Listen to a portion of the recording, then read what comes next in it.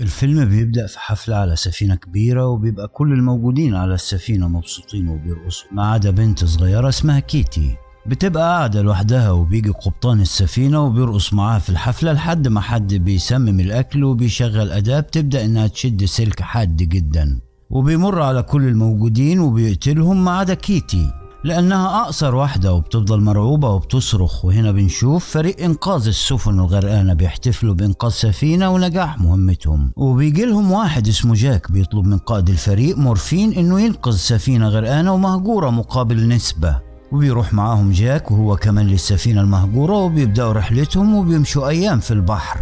وبيبقى سانتوس اللي بيتحكم في المركب وبيشوف السفينة في الرادار وبينادي مورفين، لكن فجأة بتكون اختفت، وبتظهر السفينة قدام سفينتهم وبيحاول سانتوس انه يتفاداها وبينجح. ومورفي بيقول ان السفينة دي اختفت من 40 سنة، ومن ساعتها محدش عارف ايه حصل ليها. وبيطلعوا افراد الفريق يطمنوا على السفينة عشان يطمنوا انها سليمة وينفع يمشوا عليها، وبيفضلوا يتحركوا في السفينة بالراحة. وبيدخلوا لغرفة السفينة وبيلاقوا ساعة شغالة، ولما بترن بيتخضوا كلهم، وكان واحد هيقع من فوق لكن مورني بتمسكه وبتنقذه. لكن في نفس الوقت ده بتظهر كيتي وبتشوفها مورني وفجأة بتختفي.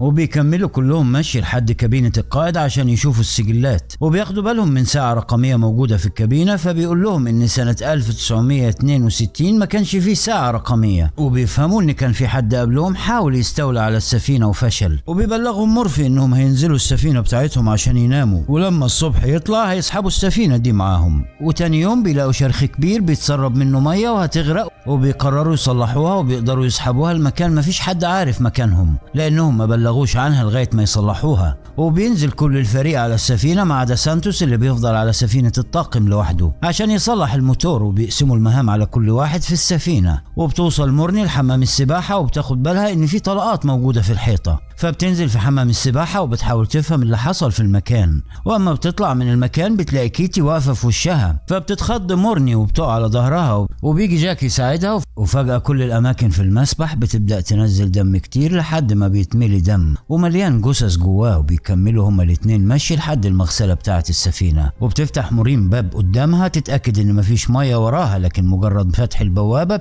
بتنفجر فيهم مية فيها جثث كتير. وفجأة الباب بيتقفل وبتفتح لهم باب، وبيوصلوا الأوضة فيها عربية مركونة قديمة ونادرة، وبتقول لمورين إنهم لازم يمشوا حالا من السفينة دي وما يقعدوش فيها أكتر من كده. وقبل ما بيمشوا من جنب العربية بياخدوا بالهم من حاجة بتتحرك جوه صندوق جنبهم، وأما بيفتحوا الصندوق بيلاقوا إنها فيران وذهب كتير. وبتدور مورين على الباقي بسرعة عشان توريهم الذهب اللي لقته، وبيتجمعوا كلهم وبتوريهم صناديق الذهب، وبينبسطوا كلهم ما عدا جريك، وهو الوحيد اللي بيخاف، وبيقول لهم ان اللي حصل للسفينة ممكن يكون بسبب الذهب غير الجثث الموجودة، وان السفينة مسكونة، وانه سمعوا صوت مغنية. وبعد تفكير بينهم بيقرروا ياخدوا الذهب وبيحملوا الذهب على سفينتهم وبيجهزوا السفينة. وساعتها بتظهر كيتي على سطح السفينة وبتحاول توقفهم، وبتشوف مورين كيتي. وفي نفس الوقت ده بيتفتح الغاز لوحده، واول ما سانتوس بيشغل الموتور بتنفجر السفينة وبيموت سانتوس، وبيرجعوا كلهم من تاني على السفينة المهجورة وبيزعلوا عليه. ومورفي بيحمل نفسه ذنب موت سانتوس، وان ده كله بسبب طمعهم، وانه مفيش حد يدور عليهم لانه ما بلغوش شرطة السواحل وانهم تايهين. وبيروح مورفي لغرفة القبطان وبيلاقي فيها خمرة وبيفضل يشربها، وبيلاقي قبطان وبيوريه ألبوم صور انه لقى سفينة واخد منها الذهب وانهم اتحولوا لاشباح لان الذهب ملعون، واعطاه صورة الوحيد الناجي. وبينصدم مورفي لانه جاك اللي طلب منهم يدوروا على السفينة. وبتروح مورين تدور في سجلات السفينة وبتلاقي كيتي اصغر واحدة في الركاب، وبتحدد اوضة كيتي وبتعرف انها كانت مسافرة لوحدها في الرحلة. وبنشوف جريك يقعد في قاعة الرأس وبيفضل يشرب، وبتظهر قدامه المغنية وبيروح وراها وبيحاول يلمسها، فبيقع من فوق الأسانسير. وباقي الفريق بيلاقوا علب مقفولة فيها أكل صالح، فبيفضلوا ياكلوا فيه لحد ما بيتحول كل الاكل لدود وبيرموه. وبتبقى مورين راحت لاوضه كيتي وبتلاقيها مشنوقه وتحولت لهيكل عظمي، فبتحاول مورين انها تخلع السلسله للبنت اللي لابساها، وبتلاقي فيها صوره اهلها. وقبل ما تقفل السلسله بيظهر شبح كيتي من وراها وبيقول لها ما تقفلش السلسله لان بقالها كتير ما شافتش اهلها، لكنها محبوسه وعايزه تتحرر هي وكل اللي كانوا في السفينه ومش قادرين يتحرروا. وبتشوف كيتي الدنيا من حواليها بتتحول لدم، فبتنرعب جايب وبتقول لمورين إنها لازم تهرب فورا من السفينة. فجأة بتختفي من مكانها وبتبقى مورين بتدور على كيتي لكنها بتلاقي قدامها مورفين، فبتطمن عليه إنه كويس. ومورفين فاكرها سانتوس وبيهجم عليها لحد ما بيجي لها جاك وبينقذها من ايد مورفين وبيضربه بالاسطوانة في وشه وبيفقد الوعي بعدها، وبيحبسوا باقي الفريق جوه خزان لحد ما يفوق من السكر اللي هو فيه. وبيقرروا انهم يكملوا تصليح في السفينة وبينزلوا لقاع السفينة عشان الشرخ اللي فيها، وبعدها بيشغلوا مضخات المية عشان يطردوا المية الموجودة فيها. وبتروح مورين عشان تدور على جريك لانه مختفي بقاله فترة طويلة لحد ما بتلاقي كيتي من تاني، واما بتمشي وراها بتشوف جريك ميت قدامها، وساعتها بتجيلها كيتي وبتقول لها انها عايزة توريها حاجة مهمة. بتلمسها فبيرجعوا لوقت السفينة اثناء رحلتها، وبتشوف مورين الضيوف قدامها وهم مستمتعين بوقتهم، وبتشوف ان طاقم السفينة قتل الطباخين وحط سم الفيران في الاكل للركاب وقدمها لكل السفينة عشان يقتلهم. والمجموعة اللي كانت بترقص ماتوا بالسلك اللي عدى من خلال جسمهم، والطاقم بيقتل في الموجودين والاسلحة اتوزعت عليهم وعدموا كل الموجودين. وكل اللي حصل كان بسبب الذهب الموجود عليه، وان طاقم السفينة كان في الاصل عصابة مخططة لسرقة الذهب، وجاك قتل كل العصابة والمغنية المخططة لكل ده، وان جاك شبح اصلا ومسؤول عن تجميع ارواحهم. وبتجري مورين على الخزان اللي مورفين محبوس فيه، وبتلاقي ان الخزان اتملى مية ومورفين ميت وغرقان، وبيبقى ماسك في ايده صورة جاك، وبتفهم ان جاك جايبهم مخصوص عشان يصلحوا سفينته ويرجع يجمع ارواح من تاني. وبتروح بسرعة لدوج عشان تحذره من جاك، لكنها بتلاقي جاك معاه وبتدي لدوج البندقية عشان يحمي نفسه. وبتروح تدور على اخر فرد في الفريق وبتلاقيه ميت، وبيبقى جاك عايز يسيب دوتش ويمشي، لكن دوتش بيمنعه وبيتخانقوا مع بعض لحد ما بيقتل دوتش جاك بالبندقية، لكن للأسف ما ماتش. وبيروح جاك على صورة دوتش وبيلاقي مورين بتجهز تحرق السفينة، لكن دوتش بيمنعها. وهنا بيظهر جاك على حياته وبيقول لها انه شبح بيجمع الارواح وان حرق السفينة مش هيأثر عليه، وبتفجر مورني السفينة وبتحرر كل الارواح. ولما بتغرق مورني بتظهر كيتي بتتحرر اثناء غرقها، وبتظهر كيتي وبتوريها طريقة الخروج من السفينة. وبتفضل مورني على لوح خشب على سطح المية، وبتقابل سفينة كبيرة بتنقذها اول ما بيوصلوا للمينا. وبتقابل سفينة كبيرة بتنقذها، واول ما بيوصلوا للمينا بتكون في عربية اسعاف مستنياها، وبتشوف قدامها الصناديق اللي كان فيها الذهب بتتحمل على سفينة جديدة. وبيبقى وراهم جاك وبتعلي صوتها وبتصرخ عشان تمنعه، لكن مفيش حد سمعها، وبيتقفل عليها باب الاسعاف. وبكده بيواصل جاك الشبح في حصد الارواح، وهنا بيخلص الفيلم.